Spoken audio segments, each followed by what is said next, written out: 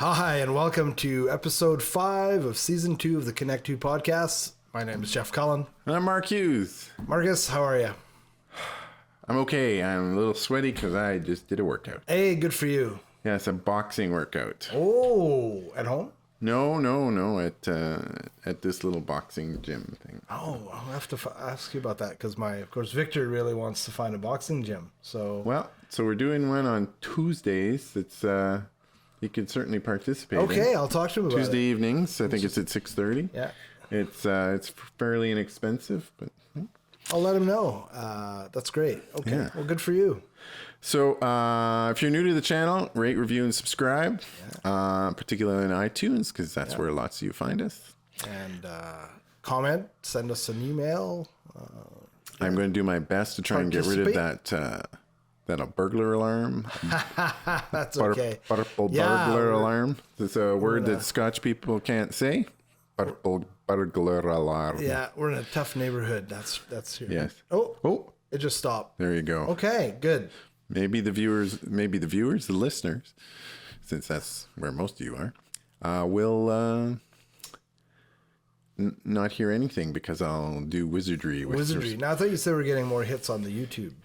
Surprisingly. On the YouTube. On the YouTube, the hard to find YouTube. Yeah, we'll have a channel up eventually. So today, instead of coffee, because we're actually taping in the evening, different time, because theme for today is planning a trip, which Mark is going on. Quite a phenomenal journey coming up, so we're going to talk about that. Well, you're going on one too. And I'm going on one too in a couple of weeks. So, yeah. So we have partake in something slightly different. Some Balvenie double wood, aged. So it's a Highland Scotch, aged 12 years and matured in 2 distinct casks. Nice. Boy, does it ever smell good! Oh, it looks wonderful. Can you smell it? Oh yes. So we have very large glasses here. Smell yeah. So we're only gonna have one. The Hobbit glasses. Yeah. Well, that's right. We have to drive and get through the podcast. So, well, which one is more important that we be sober for? This might become, certainly the driving. Maybe we'll just drink scotch every time now.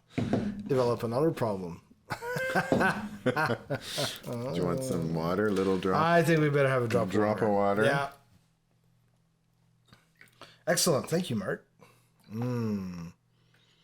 That smells good. Wonderful. I don't believe this is cask strength, so we're good. Yeah. All right. So when you get scotches that are cask strength, you actually have to add water for sure. Oh, yeah. Because then instead of being like 45% alcohol, it's like 62 or 60, right. So 60 something. So looking for trouble. Well, here you go. Here you go. Cheers. I'm just looking up your old address.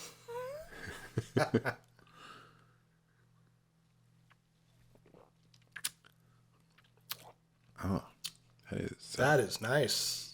That is really smooth. Yeah.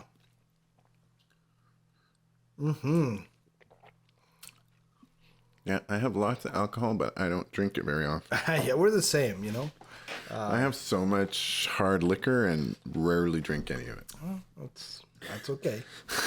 There you go. So I have a drinking problem. I don't drink enough. Oh, yeah, there you go. That's right. What's the one from Airplane? I have a drinking problem, and he keeps spilling it on his shoulder or something. Yeah, that's right. So what's your dad joke today? Okay, hang on. Oh, I caught you.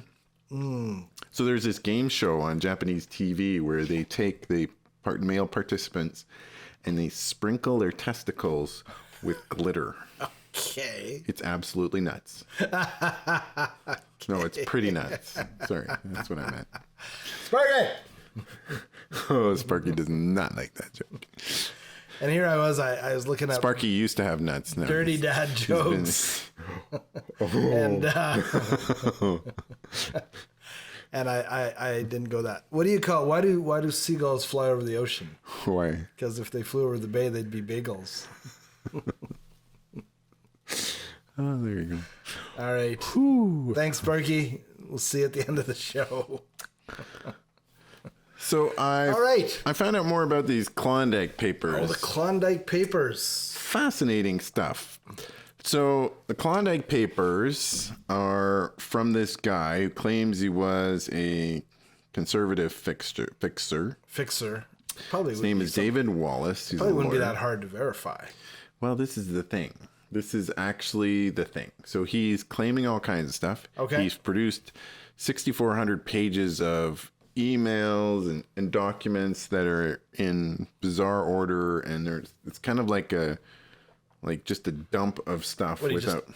Empty a shoebox onto the I don't know. presses? It's not good. Who has access to these? Well, apparently the RCMP. There's a has whole bunch of press outlets have them.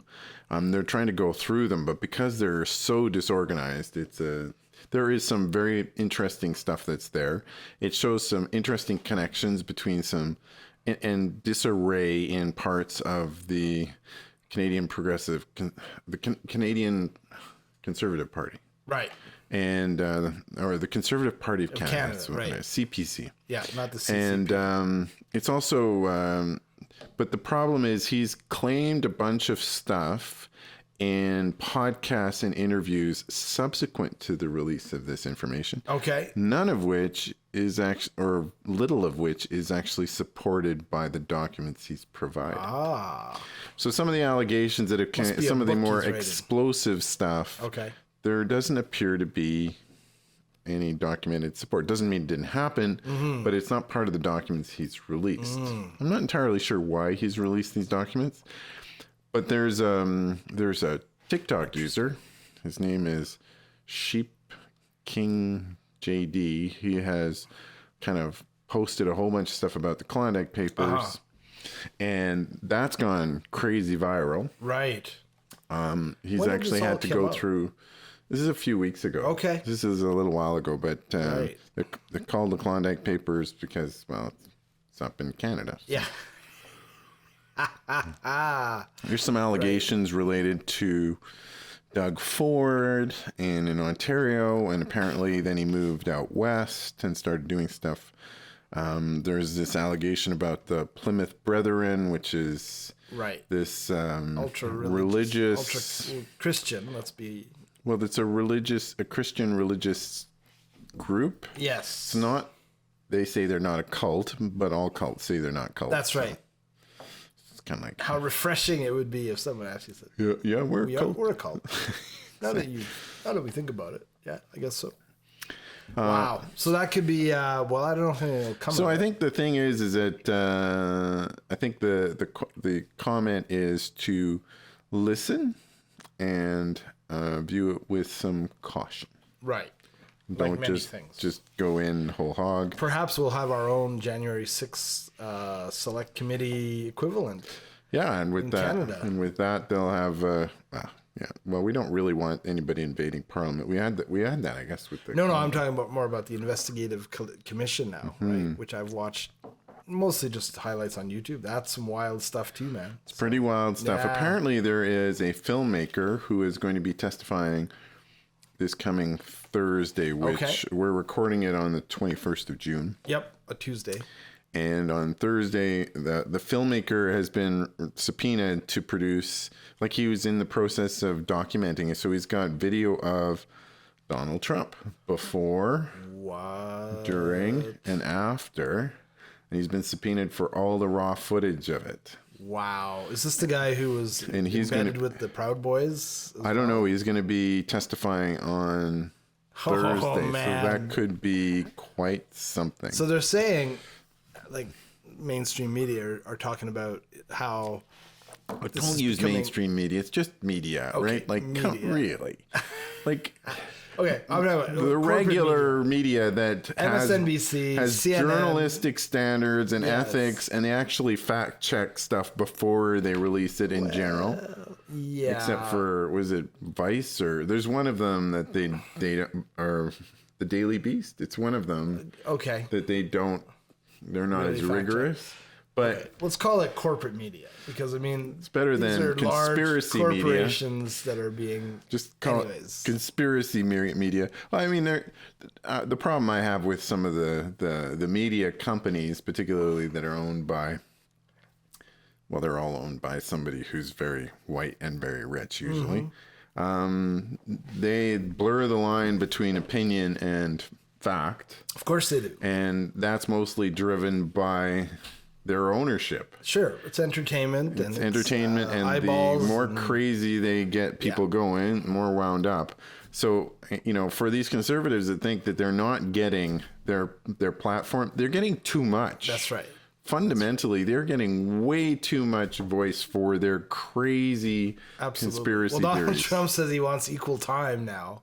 For what? Well, I don't know, because he's... They could have had... People are saying, great, let's have him come testify under oath, give him all the time he wants. Let him hang himself. That would be a disaster. Anyhow, what I heard is that it's becoming more and more difficult, in the opinion of certain legal experts, for the Justice Department to not indict him. Like, in the face of like overwhelming evidence, it'd be pretty hard to say, well, you know, we're just going to let it go. So we shall see. We shall see. We shall see.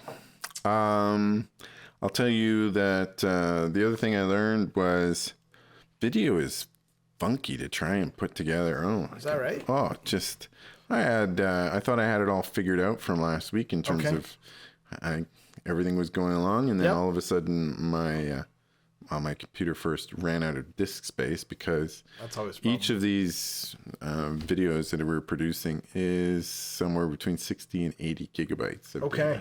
So it takes a long time to just to copy it from one device to another. Some of the, it just some I'm using Premiere Pro, and it sometimes just chokes on stuff. Now, some people will say use something else, but I'd still need significant horsepower in order for it to work. So, well, I do appreciate you being our technical engineer. producer. Yeah, exactly. So what else have you learned? Well, whenever you're going camping, it's always very useful to do a shakedown of your vehicle before. Are we getting right into it then? Okay, because I was going to talk about an alien thing, but no. Let's talk about an alien thing. Well, it's just so there's an expectation for people when they buy new trailers. I have a camper that sits in the truck or a van, that they're built to the same standards as vehicle manufacturers. And they are not. They are not. No. And even trucks are not built to the same standard as cars. So you get a car, you're good for a while. Everything will probably work, and you get a lot of support. Well, I would suspect that even on a motorhome, the vehicle part is probably pretty good. Probably pretty solid. But it's when you start looking at the hot water heater and the water system. And apparently some manufacturers, trailers apparently are quite bad. It's not uncommon for you to put water in, and the first time you use it, it's like a sprinkler. Oh yeah, absolutely. And I mean, these things are built they're mass produced. All, like something like 80% of them come out of a little town. I can't remember where it is now, but all the big Forest River and they're all in the same town. Well, most of them are owned by one or two manufacturers. So own that's all these different brands. Exactly. So they've kind of been slowly kind of accumulating all the brands. Yeah. So that's why most of the components are the same, and So and right now it's near impossible to get new trailers and new camper vans. Camper vans are obscenely expensive right now. Right. So like the average cost You'd think there'd be a lot of used product on the market though. Apparently not, because they're so expensive that what ends up happening is the people that buy them typically get more loans. So and then when they go to sell them, they can't quite get as much as they paid for them. Right. And as a result, they're taking a big bath on the so they can't afford to sell them, basically, is the short answer. So and the average cost for a camper van is somewhere between $150,000 and $250,000. Like, honestly, that is a new, like, even for the ones that are not quite so good, they're all that kind of, and there is a huge shortage in the chassis. Right. You've got Amazon buying the chassis up like mad for their little trucks. delivery trucks. Yeah. Okay. You've got a number of other other companies are buying them up, and then these camper van guys, they have to get the chassis, and then it takes them upwards of like 8 months to a year to get it all done. So when you get this new chassis, it's actually been sitting there for a while, and then usually the warranty starts once the thing is delivered. Sure. Interesting. Yeah. So I gotta say, I'm very happy. We bought our motorhome is like 1988, and we paid $12,000 for it, and it's awesome. What's the? What was the hit? Top of the charts in 1988. There you go. Let's see. It's so funny because you should mention that, because it actually feels like such ancient technology, because it really is. Like, there's no electronics in it.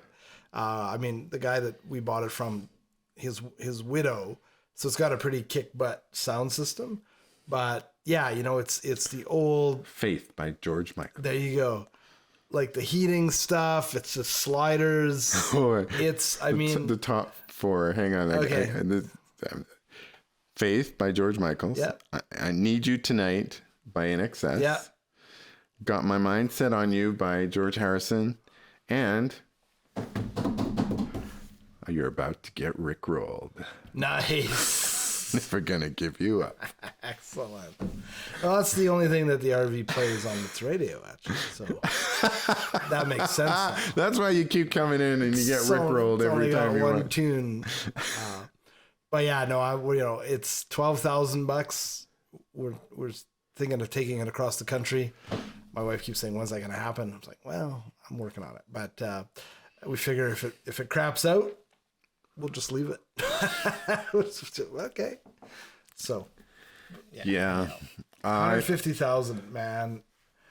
That's a lot of cash. That is a lot of cash so part of my rationale with the truck camper is I basically paid a similar dollars, but I've got a vehicle that I can separate from my camper. Mm-hmm. And then in the winter I can drive the vehicle. Like the Enterprise separate from the saucer section.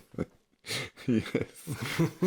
and when we have the truck is called Larry, or it also has the nickname the Behemoth. There you go. From The Expanse. That's right. And then the camper itself is the Rossi. And I have little stickers. I know, I've seen little Rossi stickers. that is the one thing about our we even have t-shirts. It's all together. Yeah. And we're not bringing a separate vehicle. Although thoughts of maybe one of those electric scooters have been floated.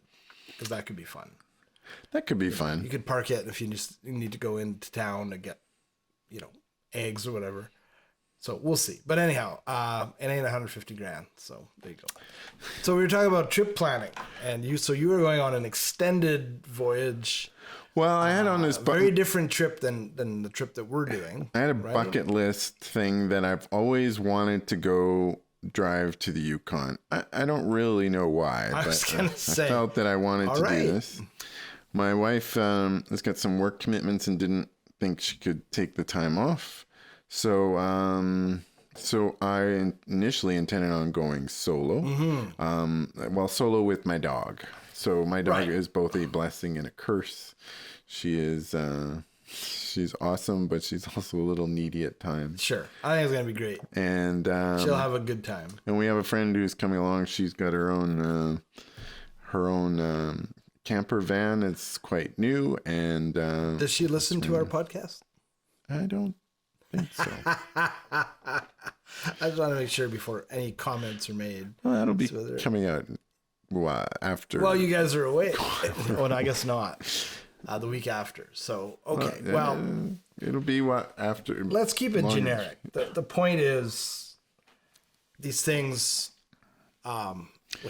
anything, like even when we pull out of storage, we'll usually do a pretty good, shakedown, right? Because you got to do a clean up. I've got to dump my gray water tank because even though they did a de-winterization, they apparently filled up my gray water tank, so now I've got to get rid of that before I get started. I got to check my propane. I've got to fill it full of fresh water, And I got to make sure I have, the right kind of toilet paper, because RV toilet paper, if you've never been in an RV, you don't know that the toilet paper is different. Yep. It's designed so it doesn't stick to the sides. It's same as same stuff they use in boats. Yeah. So marine and RV. Yeah. And then you need to have kind of like, what kind of foods are going to work. And there's different kinds of, my camper is a Four Seasons one, which it's not a true Four Seasons one, because we live so far north that if it got below -20, you'd be screwed. Yeah. My Four Seasons for the rest of North For most of North America, it would definitely be Four Seasons. It's just we're far enough north that it would not be quite so. And going further north. Yeah, and I'm going way further north. I'm going to hopefully. There's a few things I've discovered in terms of my trip planning. One is all of the campsites only take cash. Really? So I need cash, and it's like $12. And none of them take reservations. Yep. First come, first serve. First come, first serve. If you want power and water, you got to go to an RV park, and those are going to be like $60 a night. Oh, okay. So these are just regular campsites. These are regular campsites. Yeah. Well, you can run dry, right? Like you've got enough power to in the batteries to run lights for a couple of days, probably. Yeah, and I've got 2 big solar panels on top, so I can boondock quite a bit. And as soon as I start running the truck, it repowers everything. Back up. And I've got 2 12-volt batteries. Yeah, you should be fine. So, and I mean, you're going to be moving. The only thing that it won't do, right? Yeah, the only thing it won't do is it won't run the air conditioner. I have a microwave, or I had a microwave. I took the microwave out. Did you really? Well, because it was a giant bread box. Okay. We just don't use microwave. Okay. I'll just sooner use, and I've got a 3-burner stove, and like. Yeah. I don't think I've ever used more than one at a time, but I've got a 3-burner stove. It's actually got an oven. Yeah, so does ours. Yeah. Yeah. We actually made, what the hell did we, I think we made cookies in the oven in our previous trailer. I had to get there, light the pilot. Again. I'm going to have some more. I might have a smidge more. Not much though. Got to drive. Yeah, so, speaking of, I don't know what our friend's unit has, but. It's really good. If she wants to use that oven, you got to light that pilot. So. Oh, I don't have a pilot. I have a electronic ignition. You know what? I might have a pilot. Yeah, I think I have a pilot. You might have a pilot. You got to get in there. So, anyhow, our trip slightly different. We're gonna hike the West Coast Trail, so that's backcountry camping. Yeah, I'm gonna be doing some backcountry camping at the end of September. Backcountry camping is so neat because it's so different. It is different. You have to some people, not me, but I know a lot of people when they backcountry camp, they like weigh everything, and they're very, very. Paulette, my wife, has done quite a bit of it, and she will do that on occasion. Definitely weigh the bags, and so we're probably gonna do that for our trip as well. So we're doing the West Coast Trail, which is 70 plus kilometers over 7 days. That's a lot. It's gonna be a lot, and it's ladders and tide tables, and hike by the beach until a certain hour, and then get the hell up to higher ground, and keeping track of all that. Good chance we're going to be rained on. Well, I'm setting my expectations that if it doesn't rain every day, that'll be like a huge win. So I'm just thinking like it's going to rain all the time. Well, I think and that way any breaks in the rain will be like, whoa, thumbs up. So yeah, I think that would be an interestingly. So I've only gone backcountry camping once, and so the nice thing about that is I didn't really have to worry about everything getting wet. Yeah, which seems to me like this extra level of complexity because not only got to carry everything, it's got water in there. Okay, good. Yeah. Cheers. Cheers, big ears. Yeah. You're supposed to go. Same goes, big nose. Okay, there you go. That's an Australian cheer. Skål. So how do you plan for a trip? That was going to be our theme. Well, I think... you like to just wing it? You know, Whee! there's parts I like to wing and there's parts I don't like to wing. So I like to sit down and try and figure out how many meals I need to make and make sure I have enough for one for each meal. Yeah. Inevitably, that kind of changes as you go along because maybe you're hungry, maybe you're not. When you're camping, it's always good to have kind of snacky stuff. Yep.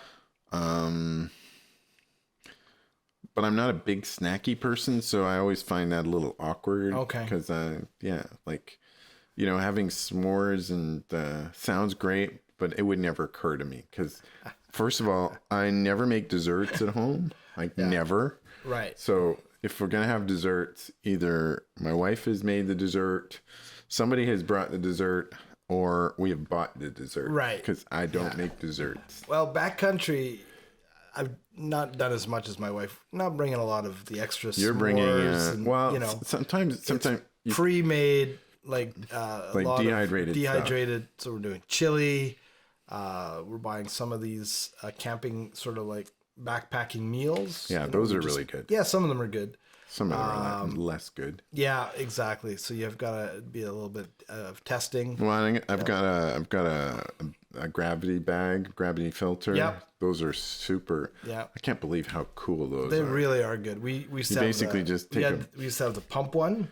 Those are not so And good. my wife found this gravity one. Yeah, you just fill the bag full of water and hang it from a tree and you wait. Yep. And then all of a sudden you have a whole lot of water. No, it's phenomenal. Yeah. And we used that. And I really discovered during my backcountry that you need to have like some water bottles. I was using a hydration pack that was inside. That's okay for a bit, but it's not enough. No, it's not enough. Yeah. So you need to I didn't think I needed extra bottles for water, but you do. You do. First aid kit. So luckily I'm going with an EMT who used to be a guide, like for Yamniska, not a sponsor, Mountain Adventures out of Canmore. In fact, that's how we met him. Paulette did some excursions with him, which he did some significant stuff. I don't think he was on the mountain ascent that she did, but same organization. So he knows what he's doing. Paulette has done quite a bit. So how many people are going with your party? 4. So it was 4. All. How difficult is it to book the West Coast trip? You know, it wasn't that bad, but I think Paulette had 3 computers. She's become the master. That sounds bad. Yeah. Oh, she had more than that. I think we had 5 computers because it opens and then you got to be on it, right? Mm-hmm. It was actually easier than there's other camps like Camp O'Hara or Lake O'Hara. Is super. We did that last year, or maybe it was the year before. I think it was the year before. Yeah. Was it worth it? Oh, Lake O'Hara is phenomenal. You know, she actually went twice that year because we got a reservation and she got another one almost by luck. Took the kids. That's a really nice. Yeah, I'm going Speaking in September. Of bucket lists. I'm going to Mount Assiniboine, and there's like apparently there's like a lodge there. Yeah. It's already booked. You're not doing the climb though, right? No, we're doing the flight in, and then we're doing the. Because Paulette climbed Assiniboine. I'm sure she did. Back in 2017. Okay, I am not that hardcore. Okay, yeah.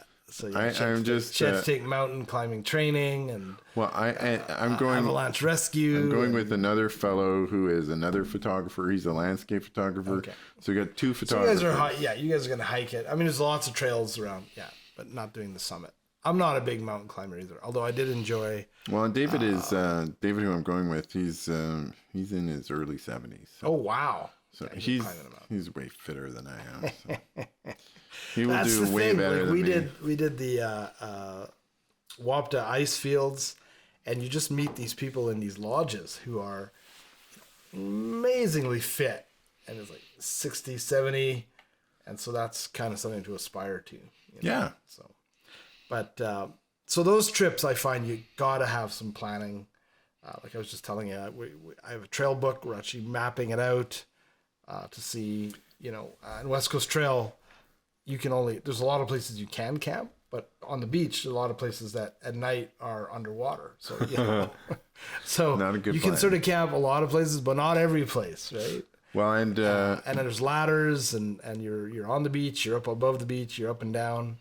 So it's going to be quite the adventure. interesting. But So Whitehorse, you're going to be going to Skagway, I think you said. no, I'm not going to Skagway. I'm going to Carcross and close to Skagway, but we won't cross into the border there. Okay. But then I'm going to go around to the other side, go down to Haines, and they have a bald eagle sanctuary, something there. So I think it's the eagle capital of the U.S. or something. Wow.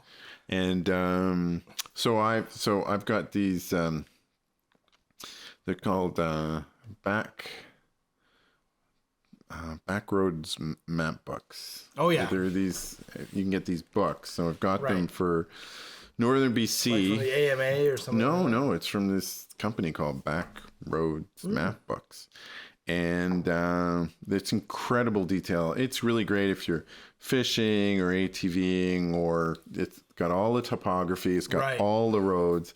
And I mean, the thing is having paper maps is really useful, particularly where I'm going, because there's not a lot of cell phone coverage for most of this trip. Yeah. So most of the backcountry stuff's like that too. You're on your own. Yeah. And although my wife does have one of those satellite, it's called an InReach. Okay. Which is basically a big button. If you fall down and break your leg, you just click the button, and they're within, I think, 10 meters, they can pinpoint where you are, sends out a signal. You pay for it, and then they show up, presumably within a few hours. You can also text with it. So I don't think you need that. No. But, I think we'll be fine. because you're going to be doing major roads. Well, we're going to be on the Alaska Highway for most of it. Yeah. But that'll be awesome. Yeah. But I am I am dying to hear how it goes with the fact that you're having a companion who is perhaps not as prepared. Well, it's funny because she is like as you'd expect. That's her. Her thing is being prepared, and I'm not sure why. Yeah, not gonna go there. But what could go wrong? So we've mapped out rough locations for where we're going to be. Yeah. And we'll see how it goes. I'm going to kind of... The big thing is getting all the food, and sure. I haven't really used the truck this year, the camper this year. So although, every time I walk into it, it has a smell, and it just like makes me think of freedom. Yeah, this thing has really been good for you. Like I've really enjoyed it. This has become quite the thing. Yeah. Yeah. And that is awesome. Whitehorse, well, it's been a lot of years, but really nice town. And so you're going to spend kind of like Vancouver, some time in Whitehorse? Yeah. So and my wife and son are supposed to meet up with us in Whitehorse. Yeah. So Whitehorse and Yellowknife, very different. Like Whitehorse is, when we were there, it's organic in that you got artists and but even the architecture, there's a lot of brick, there's a lot of buildings that have been there for a long time. Whereas you go to Yellowknife, clearly it's been, constructed, right? Like it's very prefab, very industrial. Yeah, I mean, neat place, but Whitehorse just feels like it's. I think organic's the best word. We went to some kind of Klondike kind of review, which was fun. In Whitehorse? Yeah. Yeah, well, we'll see pandemic is just opening things up now, so. Arctic char, if you can, I don't know if they'll have it there. I've had lots of Arctic char. I really quite like Arctic char. It is good. It's like super tender salmon. You ever been to the Wildcat Cafe? In Edmonton? No, in Yellowknife. No, I spent very little time in Yellowknife. I have to say, though, the coldest place I have ever been was in Yellowknife. Yeah. I was, it was -50. I know, I've never been in a place that's -50. I thought you couldn't get worse than -40, but apparently you can. It was a lot worse. I have a great -50 story. So I went up to Yellowknife for a project, and Paulette and Victor, at that time, he was probably about 6 months old, were supposed to come up with me, and the people up there said, don't bring your wife and kid. It's like it's ungodly cold. Yeah. So I rented a car at the airport. You rented a car? At the airport. Oh my. Now the thing about the airport in Yellowknife is it's the car rental places. It's a pretty small airport. And so unlike, let's say, in most airports where car rental is right there, this is probably half a kilometer down the road where the car rental place is. So I'm walking, it's minus 50. And I get there, and guess what? No cars. And I'm like, what's going on? And they're like, well, it's so cold that, you know, a lot of locals, their vehicles freeze up. And we rent them the cars before the tourists. So I was like, what the hell am I supposed to do? So I had to phone a cab, but it's minus 50, and you'd think it's going to shut down, right? It's like a rainy day in Vancouver. People are on the street. They're just going about their business, you know, bundled up. But then except the power went out in my hotel, and I was like, oh, so how long can you last, you know, sitting in this hotel room with no power? I was out for about 4 hours, and it started getting pretty chilly. Did I ever tell you my Grise Fjord story? Well, yeah, because that's way up there, right? Yeah, so it's Canada's northernmost community. It's on Ellesmere Island. It's on the southern tip of Ellesmere Island. It's a pretty small community. Now, I went there in like 95. Yeah. Right? So the only thing further north on Ellesmere is two places. There actually is a national park at the northern end of Ellesmere, but it has like 5 people show up every year. I was gonna say there is there like a week there is a military station at Alert. Oh yeah, which is in the northern tip, or Alert Bay, or it's called Alert. Alert, yeah. I don't know if there's Bay or not. And then there's Eureka, which is also in Ellesmere, which is another weather station. So we basically, unless you have a reason to be there, you don't go to either of those places. Right. So I How was big there. Is Grise Fjord? 60 people. Okay. With and it had like two white people. It had like a nurse and the RCMP officer were the only white people. And I was there in the hotel, which is also the only place to eat. Right. And so at the time when you book the hotel room, you're also paying for food. And if you're not there when they serve the food, that's it. You're SOL. And I discovered that. So most of my traveling to the north and the Northwest Territories at the time, and now it's Nunavut, was during the 90s. Yeah. And wow, I covered a lot of territory. I went to, Rankin Inlet, which I think has a different name. A lot of them changed their names. There was Coppermine, Pelly Bay, Baker's Lake, Baker Lake. I went to Resolute, and the cool thing to get to Grise Fjord, you fly to Resolute first, and then from Resolute you catch a Twin Otter to Grise Fjord. Now, Grise Fjord is a box canyon. That means you have to land. You cannot not land. Right. You have to land or you smack into a wall. Okay. And now Twin Otters, the neat thing about Twin Otters is they can fly very slow. So they can land on pretty much anything but I get to go into the Twin Otter, and the guy told me to hang tough because they had just hauled some cargo and he had to put the seats down. So he unsnapped the clip, and this like tubular thing rolls down with like a canvas seat, and he said, "There's your seat." Then I'm going like, really? Yeah. And he said, "There's a seatbelt," and there was a seatbelt like connected to this. I'm going like I have no confidence in this. It's like the jump seat, right? Oh yeah, like it folded down from the ceiling. It was quite something. And so when I went, there was staying at the hotel, there was 2 contractors. I was there to inspect the contractors' work, and they weren't done. So I ended up spending a week there because there's only 2 flights a week. And I read all the books at the library too. Yeah. So I arrived there. It's in September. It was about -5 or -10. Yeah.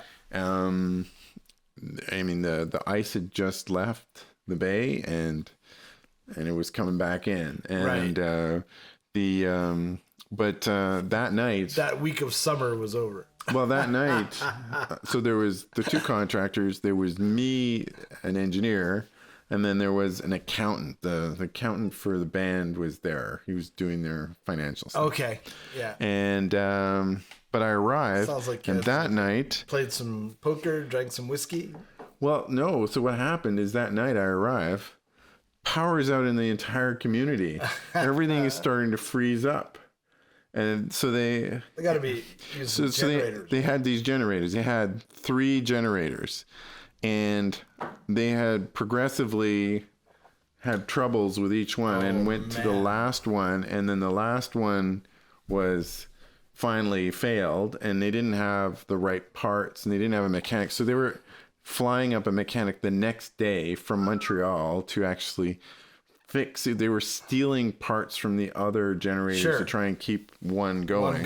Wow. And so the hotel said to me, "Well, you're the engineer. Can you do anything?" I can freeze. I'm going, "Well, I don't want to freeze because I'm in the hotel, so I have a self-interest." So we managed to get the contractors had a welding unit that had a bunch of diesel, and it actually had like just 120 volt outlet. So I basically I rigged it up so that we got power from the outlet from the generator and connected it to run the furnace. So it ran the motor and fired up the furnace and kept everybody warm. So we did not freeze in the hotel. The rest of the community, good luck. But Brilliant. We did not freeze. That's awesome. And but I did not sleep very much because I was sitting there going, "It's still running? Yeah, Is I it imagine. still running?" That's awesome. And so yeah, that was my MacGyvering experience to get the community. But so these contractors arrived. These 2 contractors are from Calgary. They'd already been there for a while. And there was the person who was in charge of the hotel is this young lady, and she was also the cook and she was everything. Right. She was the everything person for the hotel. Yeah. And the community had just had a flight arrive with their annual fishing. So they would take a plane, they fly to a different island, they collect a whole bunch of Arctic char. Yeah. And that's food for the entire community for the next year. They freeze it all. Yeah, sure. Yeah. All that stuff. Wow. So we had fresh Arctic char that was arriving, and the woman at the hotel said, "Well, I'm not really supposed to feed you this stuff. This is really intended for the community, but it's fresh. It's fresh. So if you want, I'll put some butter, some lemons in, and we'll bake it, and we'll give you Arctic char." So the accountant says, "Yes, please." Yes. I said, "Absolutely." you bet. Like this amount of Arctic char will cost you like hundreds of dollars in Edmonton. Yeah. And the 2 contractors said, "Yeah, we're from Calgary. We don't do fish." We don't do fish. It's Do you have Calgary. do you have anything like fried bologna or anything like? Fuck.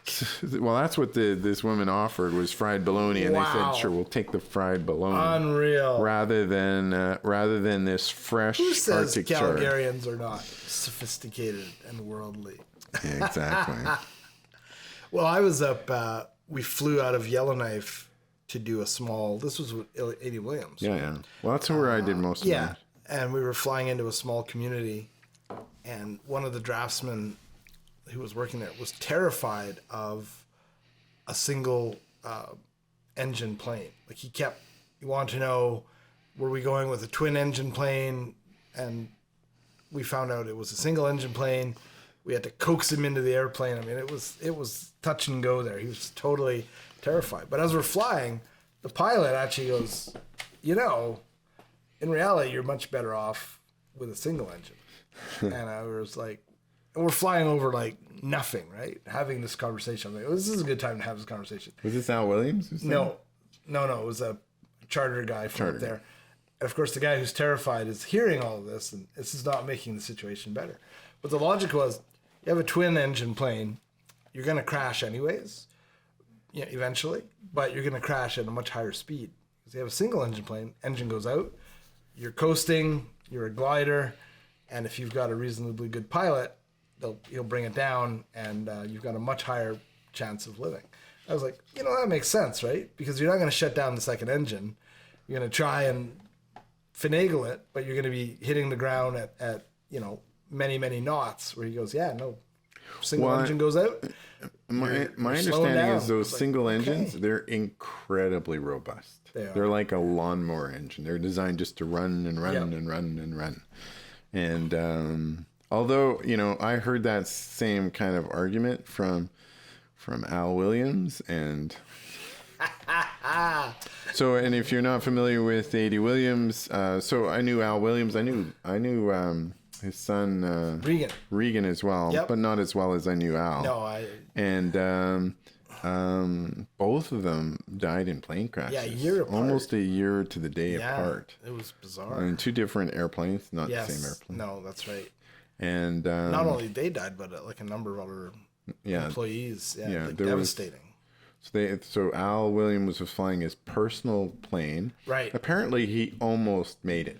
Yes. He hit a boulder at the last minute that caused the plane to flip. Yeah. But they almost had it landed. Well, he was a very skilled pilot. Yeah, he had a crazy number of hours. Yeah. And as a pilot, and his granddaughter survived. That's right. Upside down in a car seat, like a car seat. Yeah.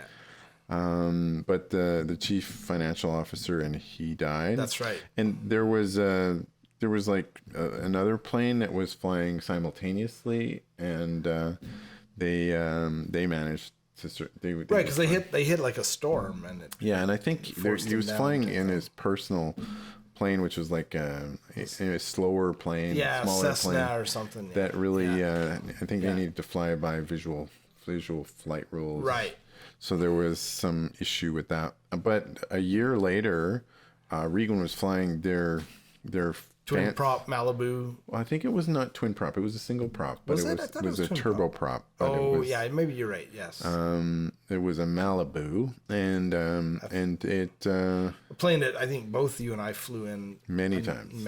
Quite a number of times. Yeah, it's kind of a different experience to be in a smaller plane where you get to see the pilot doing stuff, and it's kind of interesting when they talk. You'll hear them go,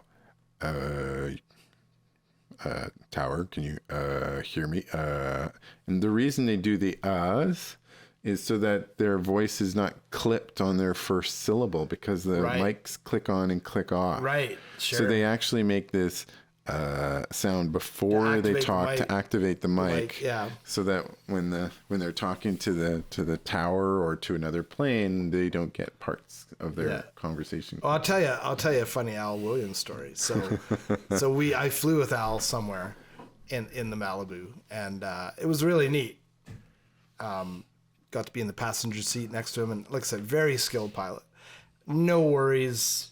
We fly out. I think we might have gone to Yellowknife, or I can't remember where. But anyways, we get back to at that time, the regional airport, and we get in his car, and the trip in his car was 10 times more terrifying because we're driving on the highway, and he's got his phone, he's got his calendar, book open in his knees, and he's kind of steering with a knee. He's taking notes. Steering with his knee, talking on the phone, writing in his book. And I'm like, I want to be back in the airplane. Holy shit, are you kidding me? Well, I was really funny because so it was like, this plane, it had seats for the two. I think it's Sat 8 or something. I think it's Sat 8, including the pilot and co-pilot. And there were 6 behind. And but there was no bathroom. So there was absolutely no bathroom. So if you weren't, and the first thing that Al would do as soon as you got in the air is, "Anybody want some coffee?" And it's just like, you're going like, "I'm not going to break the seal. There's no way I'm drinking any liquids whatsoever until we're back on terra firma."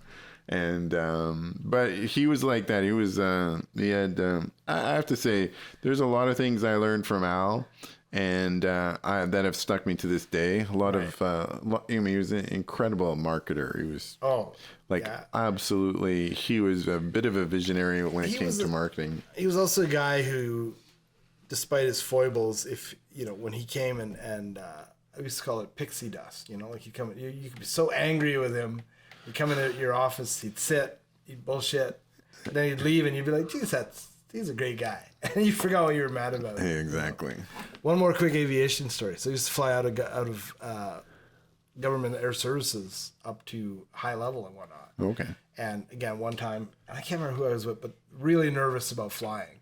So again, because it's bigger plane, but still not that much bigger. Maybe it could seat maybe 16 or something. So we're getting into this plane, and one of the pilots, I think it might have been the co-pilot, I think he probably had propecia, right? That condition where you can't grow hair. Right. And so I was sitting in this thing. Like G.I. Jane or... Yeah, but he was completely hairless, right? Except he had tattooed eyebrows, and they were these really thick, like almost like Joe Pesci in JFK. So nervous guy sitting next to me, and the pilots are doing their thing, and then this guy turns around to see if everybody's all right, and it was just he's this totally bald guy with these big drawn on eyebrows, and he's like, "Everybody okay?" And this guy next to me just about passed out. It was like, oh, and I'm like, it's okay. I think he's just got propecia, but it was a jarring image. They did a great job.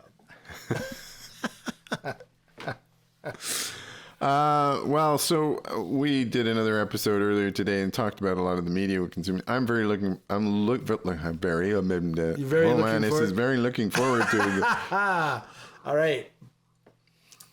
Cheers. It's working its magic. What are you looking forward to, Mark? The season finale of Obi-Wan Kenobi, which will have happened. And I believe the season finale, which will be this Friday, which will be for The Boys. So right, you have been just very taken with The Boys. The Boys is it's gross. There are very few people with any endearing qualities, but there's something about it because it's just. It presents superheroes. If superheroes were more like regular people and took advantage of their powers, instead of only doing things for good. Yes. So reminds me a bit of The Watchmen, although they were more flawed. No, this is like The Boys. And the thing about The Boys is The Boys focuses a lot on tropes and like Nazism and there's like MAGA like characters and there's a corporation that basically behind the superheroes that manipulates them. So it's actually like what it would be in our shitty world if there actually was superpowered people. Yeah. Now, are some of them created by the corp? Actually, don't tell me because I do eventually want to watch it. Okay, I because of that, I am not telling you how they became superheroes. Good. It is explained as you go through, which is good because the unfolding is just as important. But it is there's a lot of malevolent players, and pretty much all of them have some degree of meanness. Yeah. It just now I hear there's a movement afoot for Carl Urban to play Wolverine. Really? I think he would be good. I think he'd be a good Wolverine. So he is a fairly central character in The Boys. Yeah. His character is Butcher, and I really despise him. Yeah, well, that means he's doing a good job, though. Yeah, I mean, he's really trying to be despicable, but, I don't know. He has opportunities to not be despicable, and he never chooses. He's despicable nevertheless. He chooses them nevertheless. And he tells everybody. And he uses very foul language to refer to very British foul language. He uses the C word a lot. Oh, yeah. Yeah. So not a show for the kiddies, folks. No. Excellent. No. What kind of video games? We never talk about video games because I don't really play video games. Yeah. I drive my son crazy, as I was telling you, because he likes to blow through stuff quick. And I have all these games that I am in progress. It might take me like 5 years to get through a game. So I really like first-person shooters or third-person shooters. and I'm sort of a story-driven guy.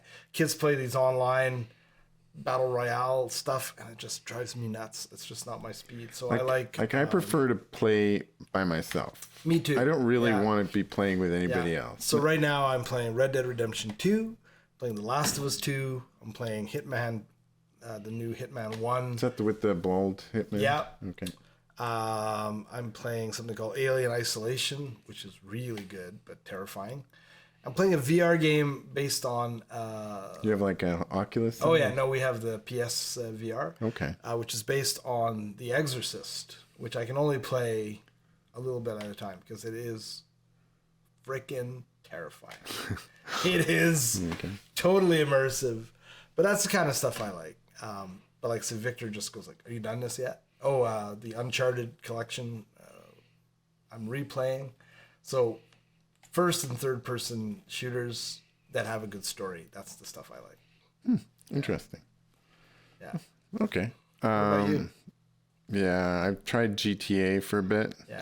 But See, I love Grand Theft Auto. I can't drive the freaking vehicles, which seems like an important part of GTA. Now, I play on a console, though. I was never a big fan with the W, A, and X keys. My son is absolutely, totally without a doubt, is a PC gamer. No, see, I tell you where I switched to console. I had a game that I downloaded on my computer, completely screwed up my computer. This was a work computer, and I was like, that's it. I'm done. No more. Games on a thing, computer on another thing. So, but GTA, again, the thing that blows me away with these games, and Red Dead Redemption's the same way. The detail that goes into these games is mind blowing, right? Like, you know, my horse doesn't need to poop in Red Dead Redemption, but it does, and its balls shrink when you're out in the winter and it's freezing. You're out top on the mountains. The balls on the horse actually get smaller. Nice. That's the kind of detail I appreciate. That just gives you a little sense of things. So very immersive. Very cool. On that note, on that happy note, we'll get together for episode 6. Right. I'm not sure when we're going to do that exactly, but we'll get it.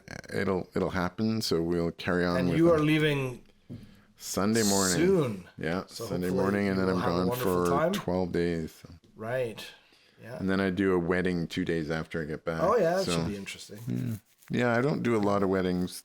Weddings are fun. It's quite interesting to meet people and get to know them in a way that you wouldn't necessarily know them normally. Sure. So, but anyway, I don't know. I think that would have risks. That could either be the best day or their worst day. you know, I'm a pretty good photographer. Smile. So I'm really good at getting. In general, I'm really good at getting a lot of images. Yeah. I get great feedback from clients. I'm just a little slow in turning stuff around. So It's like the best man has something he wants to tell everybody. Uh-oh. Exactly. Switching to video. Exactly. Okay. That's it for this week. Is Sparky going to say anything? Oh, Sparky doesn't talk. He never says anything. Oh, he's sad now. Sparky, are you having a good time? Is it later? You ready to go You to thought sleep? you were going to be on Joe Rogan. And you want to be paid. Well, life is full of disappointments, my friend. Welcome to the world. Okay. I'll see you next week. All right. You bet, Mark. Take care. Bye.